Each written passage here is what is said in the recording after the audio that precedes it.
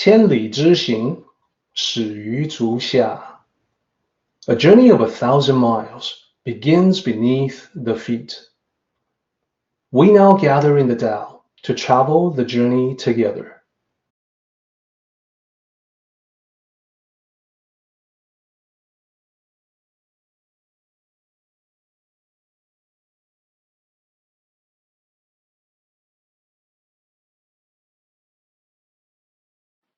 Welcome to Tao Talks with Derek Lin, where we delve deeply into the Daodejing by Lao Tzu.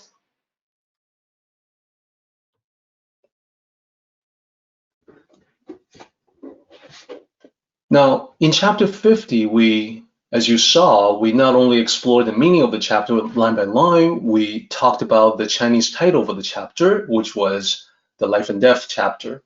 We found that it gave additional insights.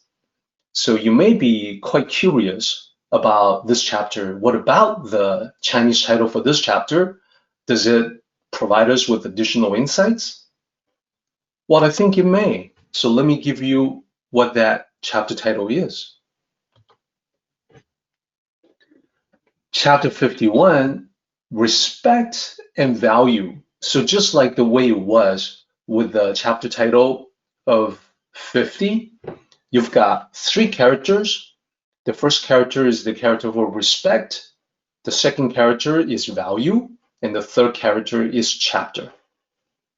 So respect and value what exactly? In this context, these two ideas, respect and value, are all about the relationship or the connection between the Tao and the myriad things. And the myriad things include human beings. It is also about how the myriad things, again including human beings, regard the Tao. So because we human beings are included in that category, it's about how we ourselves can see the Tao more clearly. Now, I want to caution everyone about the meaning that I just talked about. This chapter is not some sort of a personal relationship between human worshippers and a deity. Because the Tao is not a deity, the study of the Tao is not a religion. Rather, it's all about how the connection among all things with the Tao, among all humans with the Tao, that connection is determined by naturally occurring laws of nature. That's the kind of the best way I can say it. The nature of existence, nature of human beings, and so on. So I think the best way to understand this idea is by the way that Lao Tzu explains it. So let's take a look at the actual chapter.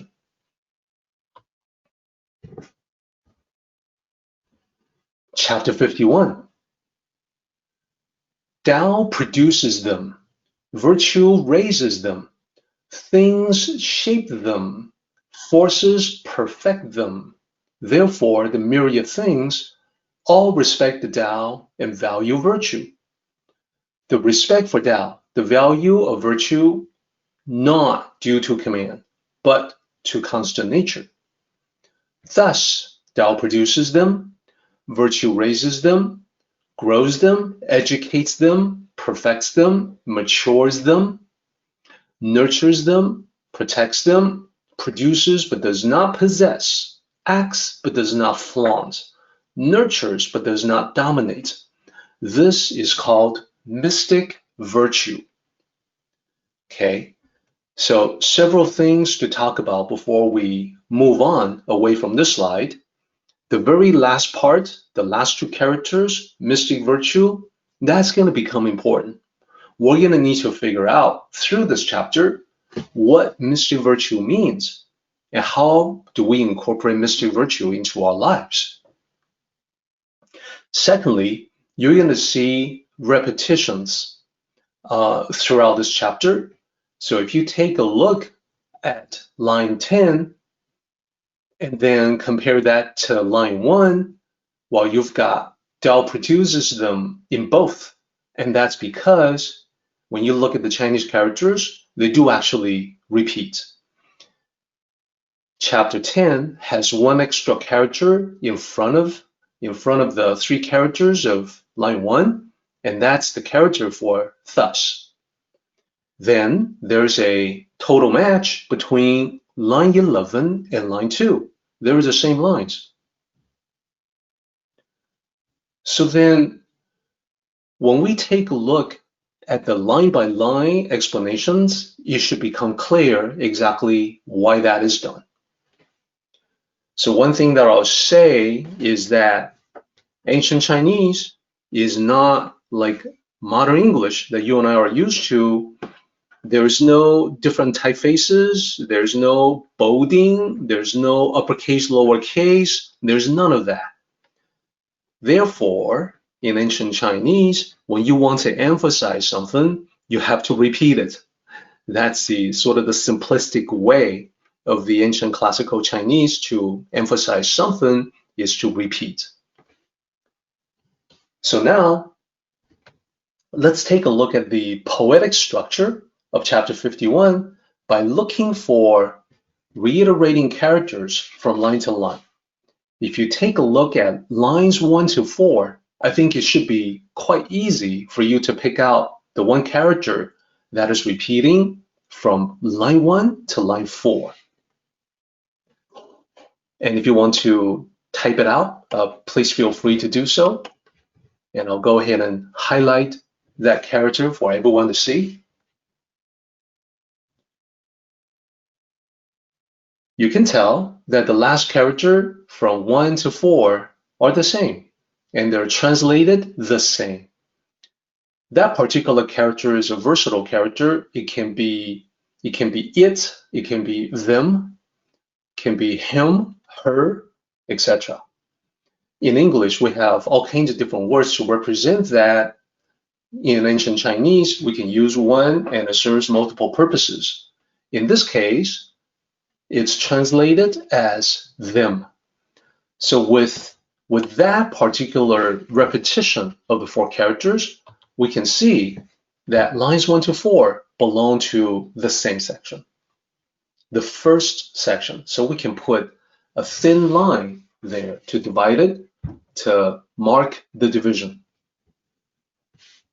So below the first 4 lines, we also have a whole bunch of repetitions. And before we get to the repetitions again, which you can see here as a quick preview, from line 10 all the way down to line 14, it's the same repetitions that we're noting here in lines 1 to 4. Before we get to that though, we've got lines 5 to 9. So those 5 lines, what are they? If you check the translation, you can see that the 5 lines are commenting on the first 4 lines. And they talk about how the myriad things see the Tao. They respect the Tao. They value virtue. And then after that, we see the same repeating patterns again. So let's go ahead and mark them out. As you can see, again, you can see that they're translated the same way, all translated as them. So this gives us a pretty clear indication that the second part, that the whole chapter, like chapter 50, can be divided into 2 halves, the upper half and the lower half. And we can use a thick red line to divide up the 2. And then they start the same with a whole bunch of things, statements about how the Tao produces the myriad things, how virtue raises them, etc. Then, if you take a look below line 14, from 15 to 18 to the end of the chapter, you can see even more repeating characters. If you spot what those characters are, go ahead and type it out, and I'll go ahead to highlight them.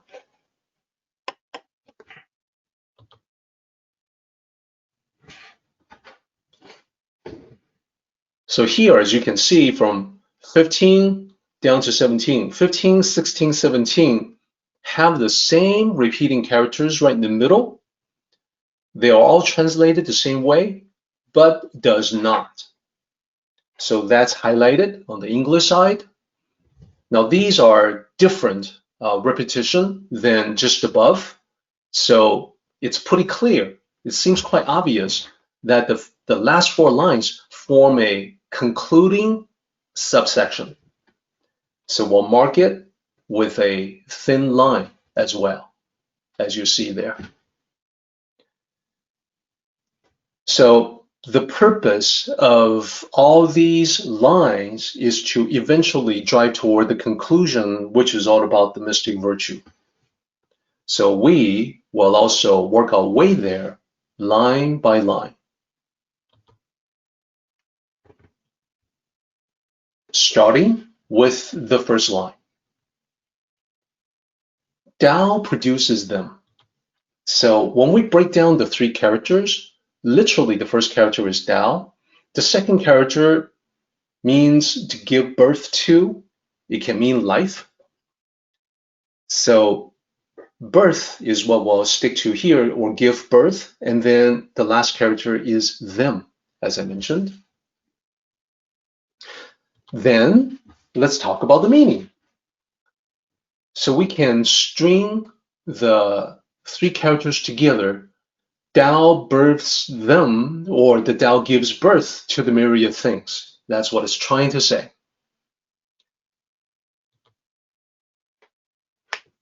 And this is something that the ancient sages could tell quite readily just by looking at the natural world. They knew that all living things were born of parents.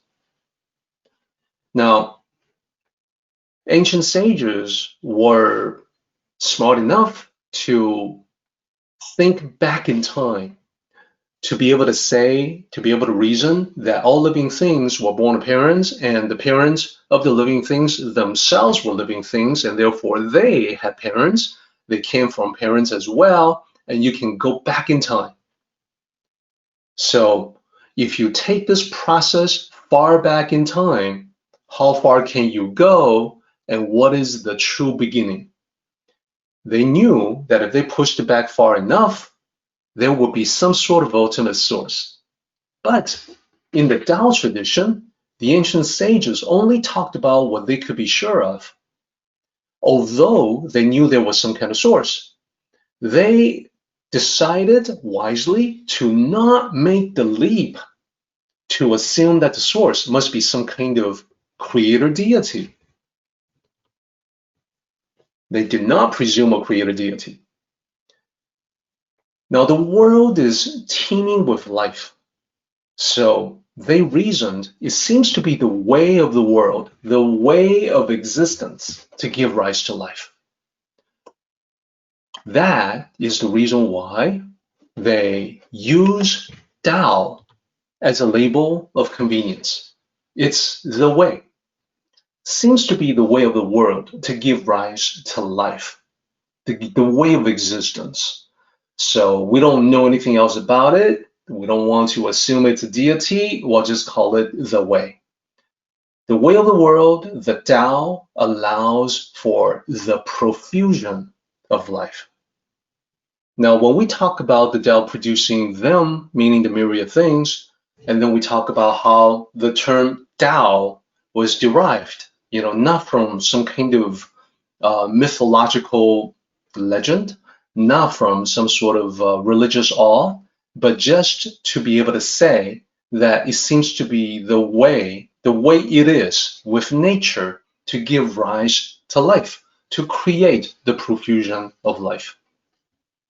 Today, with our modern expanded vocabulary, we may say that the natural laws of biology is the reason for the profusion of life.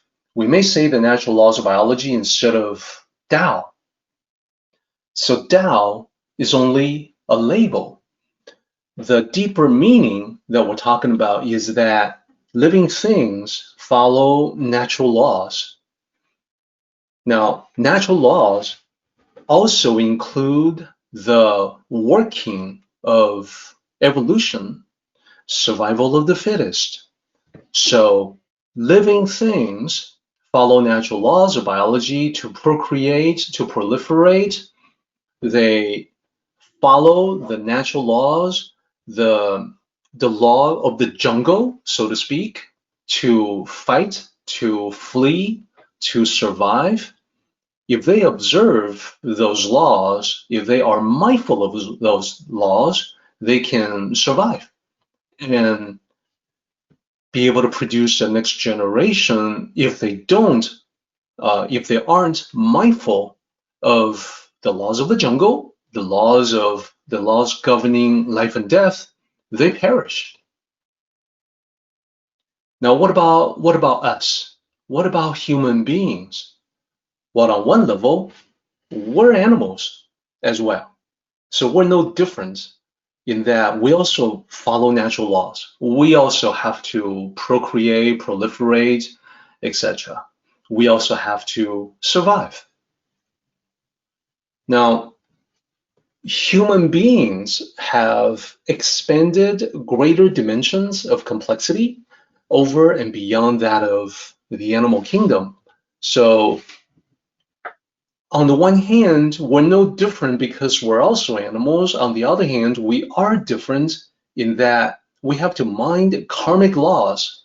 We also have to mind laws and regulations of human creation. But beyond what we pass in our legislature in terms of laws, karmic laws operate throughout human existence.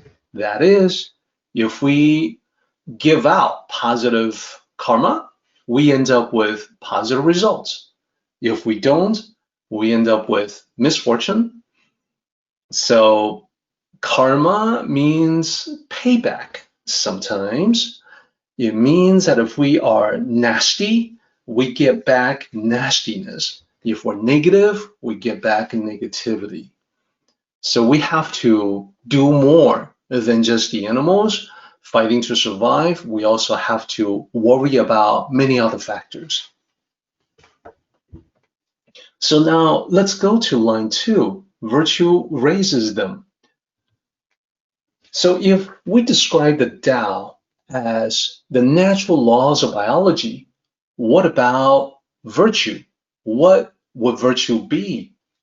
So the character virtue, which is the first character in this line, in this context, it means the inherent power in everything. So this is the way that we use the word virtue in English as well. When we say by virtue of, we're really saying by the power inherent in. So for instance, if I say by virtue of punctuality, what I really mean is by the power inherent in showing up on time. If I say by virtue of punctuality, I was able to see something happening which I would have missed if I was late. What I mean is by the power inherent in showing up on time, I was there to witness an event that occurred on time, which I would have missed if I was tardy. So virtue is not just a human goodness. In this context, it means the inherent power in everything, in all things. So if the Tao manifests as the natural laws of biology, then virtue would simply be the life force, the power inherent in living things to live. It's the life force that lets living things grow everywhere. So when you plug that in to this line 2, virtue raises them, it becomes easier to figure out what it means. Well, the inherent power to live in all living things, this is what drives the growth. So virtue raises them is all about the unique manifestation of life, the growth of different living things, that different living things have different ways to evolve and develop into the many diverse, unique forms that we witness out in nature. So that's for living things in terms of animals, plants, etc. So what about us? What about for human beings? Well, we do everything that the animals do. We also evolve, develop different cultures, different backgrounds, different ways of doing things, different expressions. On top of that, we all have different ways to follow the Tao. We all have different ways to express virtuous words and deeds. So virtue in this context is about the growth, the driving force that allows us to differentiate ourselves, diversify ourselves. Then we get to, so first of all, lines 1 and 2 are a set. It's Tao and virtue. Those are two things that are grouped together.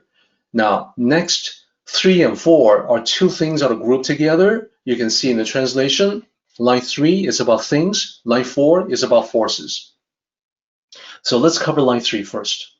Line 3, things in this context means all living things in an environment, or all the people in a social situation. So living things in environments, we're talking about ecology, we're talking about the interacting facets of this overall biological environment. When it comes to human beings, we're talking about all the different roles that people play in a setting. You know, maybe it's the workplace. Everybody has a different job, different duties. We interact, we work together, we become a team, we pull together for a common purpose. So this is the context, this is the group scenario, the group dynamic. So all the things, animals, humans, they all exert influence on one another regardless of setting. And it's the dynamics, the interacting dynamics, the interactions that shape living things in a certain way. So this applies to animals as it applies to human beings. So we'll start simple. When we think about ecology, when we think about the complexity of interacting life forms, it's all about, first of all, finding a niche to fit into. When we talk about that in the animal kingdom, it may be predator, it may be prey. And when it comes to predators, there's apex predator. There's, the tiger or lion at the top of the food chain. There's scavengers, bottom feeders, and so on at the other end of the food chain. Now, early humans, niche may be hunter, gatherer, different tasks, different duties, different focus. Today, in our world, a niche may be a profession, a career, vocation, talent. It's about finding a need and playing a role in the fulfillment of that need. So that's number one. This is one of the ways that interacting dynamics shape individual living things or individual human beings. Number two, offensive and defensive mechanisms for survival. So there are so many different clever survival mechanisms that we see out in nature. Some animals have very effective camouflage. Some evolve, develop weapons, attacks. There's all kinds of survival adaptations, basically just all enable a greater chance of living long enough to give rise to the next generation. Now, what about us in society? Well, you know and I know that we human beings have all kinds of tricks up our sleeves. We have different things that we do, different mechanisms that are also aimed at survival, aimed at getting along with other people to enable that survival. So all kinds of survival mechanisms that we have as well. We develop weapons, not so much weapons to injure or kill other people, but weapons, quote unquote, that we use in society to better our chances of success. And then finally, number 3, the way that interacting dynamics influence living things include confrontation, competition, fight, or flight. And this applies equally well among animals as it does with human beings. We, human beings, have our conflicts. So all of these different things shape us into who we are as human beings. And that's kind of the important thing. It is basically saying that, well, first, number 1, we come from the dead. Our bodies come from our parents. We went through the process of birth.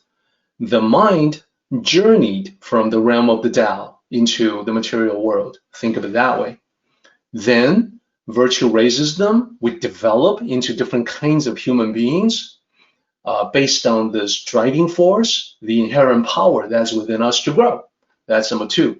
Number 3, we are influenced by the people around us in various different ways. Some are enemies, some are friends, some are frenemies.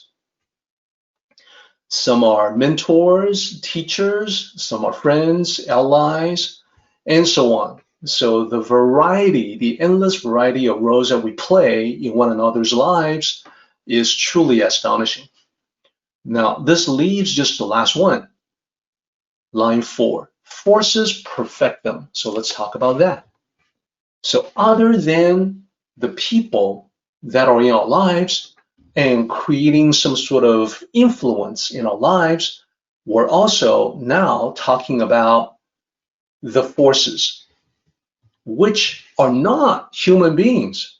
So the first character in line 3, various living things, other people in the environment.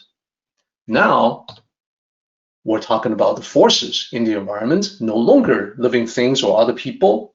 So for animals living out in nature, it may be temperature, humidity, weather, etc. The conditions in which they live. Now, faced with this environment, maybe it's very hot or very cold, living things must adapt. And when they adapt, it just means that they are perfecting themselves to fit the environment. So that's the reason why we say forces perfect them. Now for human beings, it's about the forces or factors we take into account. We have to take environmental factors into account. We have to find places that are not too hot, not too cold, suitable for human beings. But we also have complexities beyond what animals have to deal with. We've got our politics, economics, laws and regulations, social norms, the list goes on. So we are also influenced by the forces, not just other people, not just friends and allies, but we're also forced to adapt to changing conditions, which may not be human beings at all. Okay, so I want to talk a little bit about forces perfecting different living things, using a tree as an example to sort of bring clarity into this discussion. So think about this. Living things are shaped by the forces in their environment. So for instance, think about a tree that grows at an angle. I have the picture here that I was looking for. This tree, just looking at this tree, and because we all have some experience with the natural world, you and I can look at this tree and say that, well, it grew this way probably because of persistent strong winds that blow in that particular direction.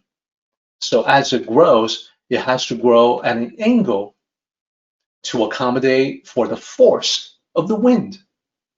You can easily imagine that another tree of the exact same type may be further downhill, not exposed to the elements quite so much, not exposed to the strong winds. It, on the other hand, can grow straight and tall. So some other tree, exactly the same, genetically the same, can grow straight and tall, whereas this one grows at an angle. So this is the best illustration about forces perfecting living things. This tree is perfecting the growth at an angle to accommodate for the strong winds. Now, as I pointed out, human beings are living things too. So question, what are the strong winds in your life that perhaps has caused the necessity for you to grow at an angle? We're affected by the environment. So we think about, for instance, childhood influence, all the things in your environment as you grew up. And, I myself can look back to the past and think about, as an example, Saturday morning cartoons. So those of you who have gone through that, you know exactly what I'm talking about. You probably remember some of those cartoons or shows on television for children. Those become an influence. As we grow older, we're continuously shaped by the media we consume. When we were little, might have been cartoons. When we grow older, it might be newscast, documentary, television shows, etc. Our opinions, our view of the world can be shaped by what we see. So that becomes like a strong wind in the environment. When it becomes too strong, you might say that someone has been brainwashed. That is, they cannot think straight. Now, in addition to the quote-unquote strong winds, as we were growing up, there's also the influence, and this goes back to the previous line, the people around us can influence us. So for the animals, it's about the competition with other animals in an environment, law of the jungle, survival of the fittest, etc. For us human beings, there's a motivational speaker, Jing, who said, you are the average of the 5 people you spend the most time with. So this is just another way to say that if you hang out with the right crowd, they have the right influence on you. You hang out with the wrong crowd, they have the wrong influence on you. So to summarize everything, we can now group it all together in a tabular format. To the left of this table, we have what Lao Tzu says. So looking at the translation here, we're using the first 4 lines exactly. Tao produces them, virtue raises them, things shape them, forces perfect them.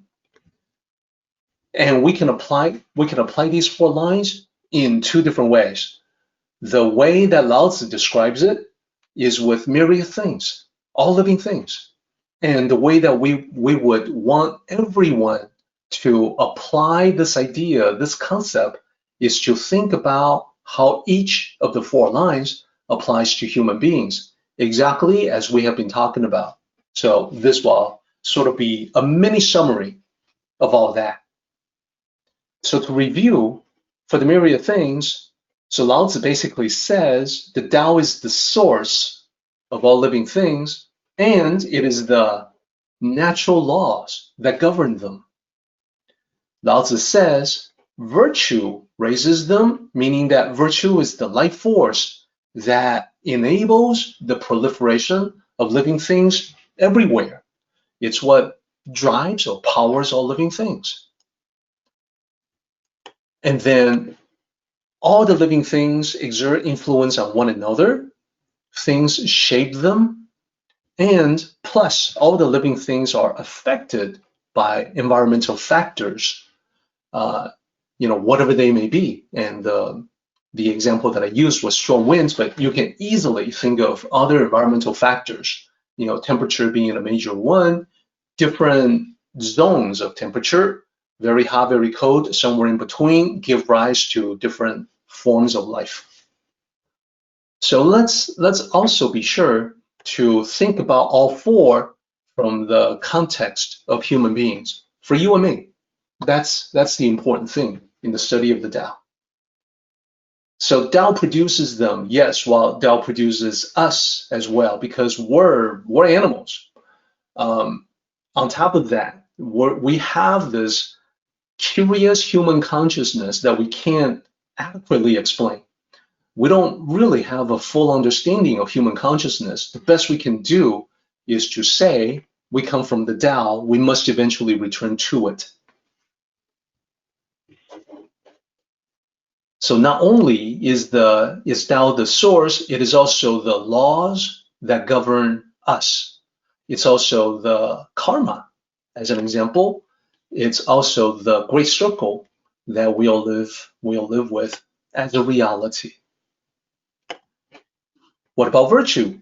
So for the animals, it's the force of life that drives them. For us, well, we're animals, so it's the same, and yet we're also different and unique physically and mentally, and that is because virtue can manifest us in different ways. Physical appearance, we look different. Backgrounds, we come from different places. Life experience, we all go through different things in life.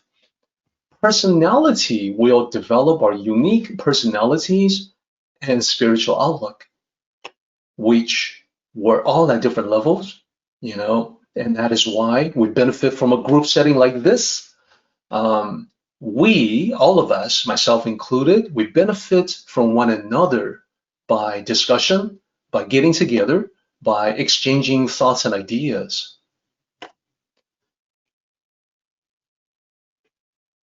Overall, it's all about greater and lesser levels of maturity, whether that's physical or spiritual. And if it's physical, it's becoming stronger, more capable, more versatile. Physically and spiritual, same thing. Becoming spiritually stronger, spiritually more versatile, more capable, etc. So the growth by virtue is how that applies to us. And then things shape them. We talked about the competition among animals. For us, human beings, it's about other people. We take on various roles. We influence and help one another. Well, as we grow, people like parents, teachers, siblings, friends, enemies, etc., they exert quite a bit of influence on us. They partly shape us into the individuals that we are today. And finally, environmental factors. Well, for us, it's not as simple as strong winds or temperature. It's all about the various forces in our world, the social connections, culture, education system, political system, the economy, and so on. They all exert a lot of influence on us.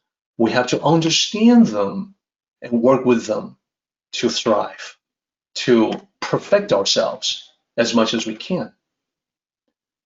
So this is a paradigm that applies to everything. Everything has an origin. That's the first one. That's the Tao producing it. Everything has a driving force for growth. That's virtue.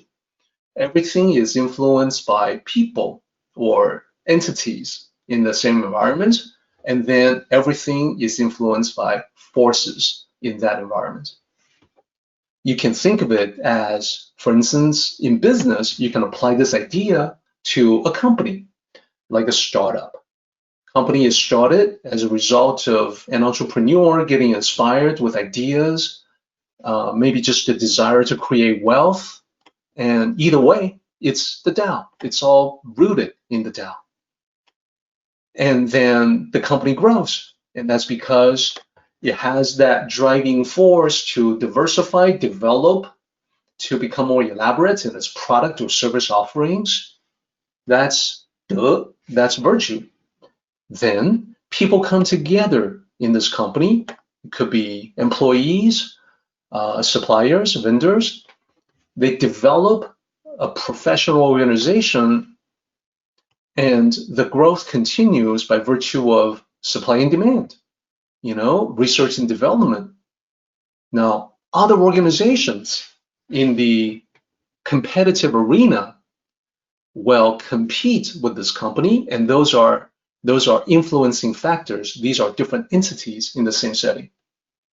You have to make adjustments in order to thrive, continue to survive, adjust prices perhaps, come up with new product features, and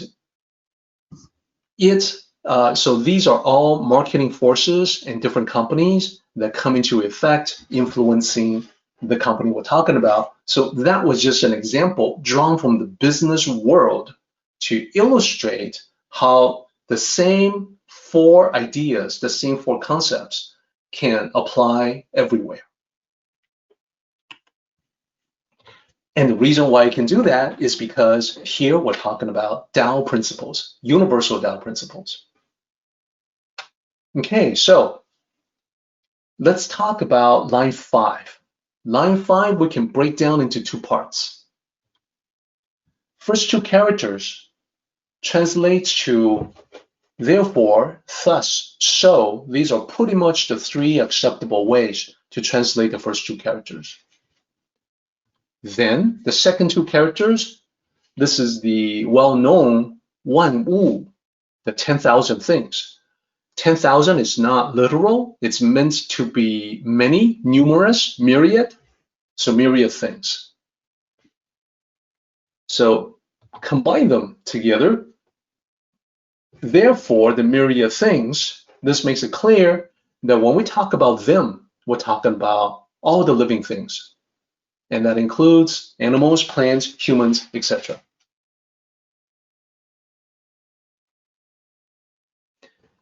And just to emphasize, humans are part of the myriad things, plus we have greater complexity. We've got more than just the typical animals or plants. And when we talk about them being the myriad things, this is consistent throughout the entire chapter. Later on, in the second half, we're going to have many lines that refer to them. The Tao produces them, virtue raises them. Those lines will be repeated again, and then there's going to be a lot more references to them. It's all about the myriad things, including humans. Continue on. So we have a line here, line 6, that says, translated as all respect the Tao and value virtue. The myriad things all respect the Tao and value virtue. So let's break it down. The first 2 characters are actually a double negative. Like none cannot, meaning all can. A double negative is a positive. Then the next 2 key characters respect Tao, literally the character for respect and the character for Tao. Then we have a connecting character between the 2, which can be and. Then the last 2 characters, literally the character for value and the character for virtue.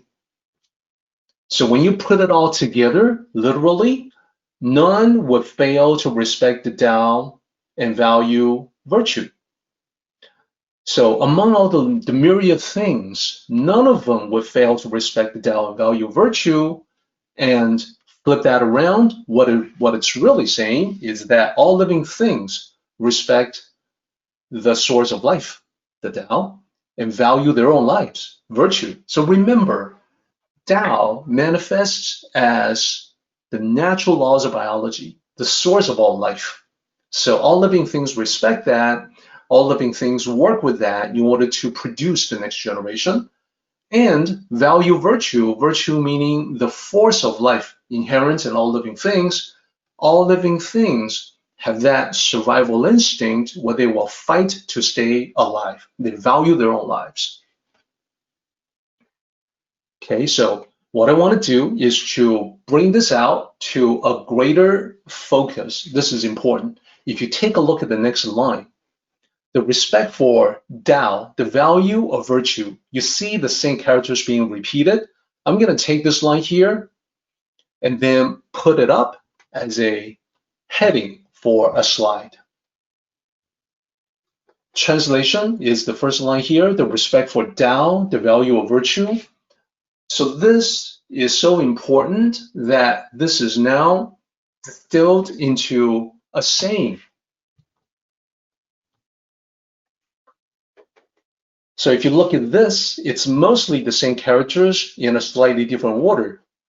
So the character for respect, 尊, and then the character for Tao together, followed by the character for value, and then the character for virtues. So here's the pinyin, as you can see here, and the meaning is at the bottom here, respect the Tao and value virtues. So Tao cultivators of the Chinese persuasion, they basically shrink it down into a saying of 4 characters. Respect the Tao, value virtues. So what does that mean? Well, the meaning has 2 sides, 2 layers of meaning. First, when we talk about respect the Tao and value virtues, we can easily see the first level of meaning. Tao cultivators must regard the Tao with the highest esteem, hold virtue as the highest value. Okay, that's easy, that's simple enough. I would caution everyone with a reminder that when you have something like this, though, it's important to apply it to life. So it can be something that people pay lip service to, something that is only a slogan, devoid of actual meaning. So if you say, yes, I, as a Tao cultivator, I respect the Tao and value virtues, my question would then be, can you prove that you respect the Tao and value virtues through your actions? That's not always the case. The second level, the second layer of meaning is that the worth of someone, an individual's worth, has nothing to do with wealth and power, but everything to do with Tao and virtue. That is, you respect the Tao that someone is able to exhibit, that someone is able to demonstrate, and you value the virtue that this person is showing through actions and words. So that's the second layer of meaning. Keep both layers of meaning in mind. It becomes very useful in life.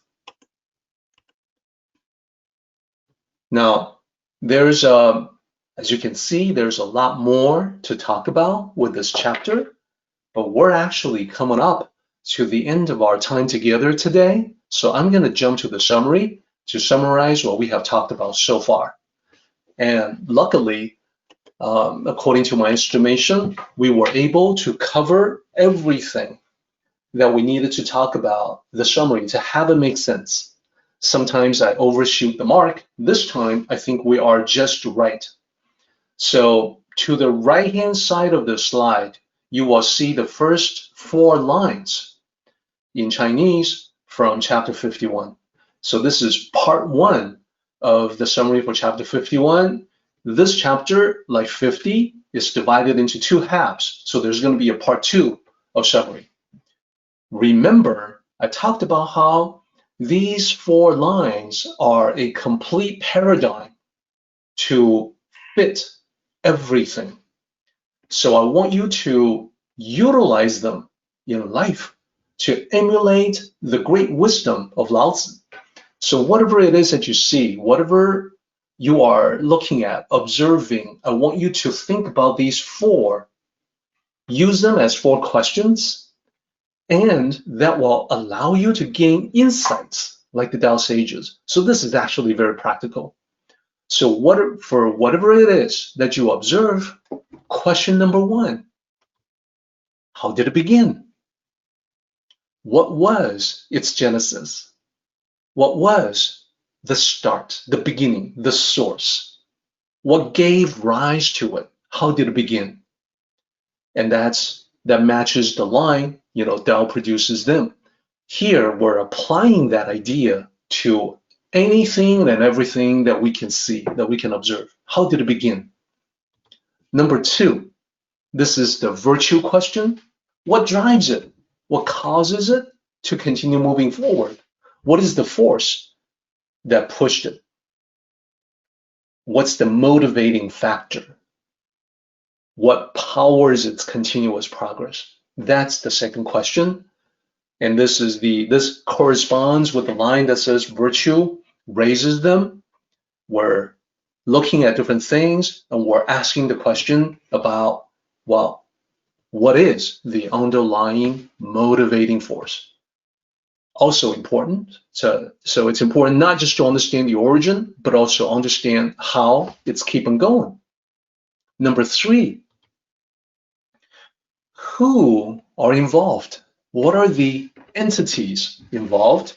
Which people? And in the world of business, you may be asking the question, which departments, which teams, which companies, which firms, entities? Usually in a social situation, it's about who are the people that are involved, which people play a primary role of influence. That matches the third line. Things shape them. And then the fourth line, the last one, what are the factors involved? So this is the non-human forces. This is the environmental factors, internal and external forces. What are the internal and external forces at play? This is the fourth line that talks about forces perfect them. So the summary is the exercise of using these 4 questions to reflect on everything.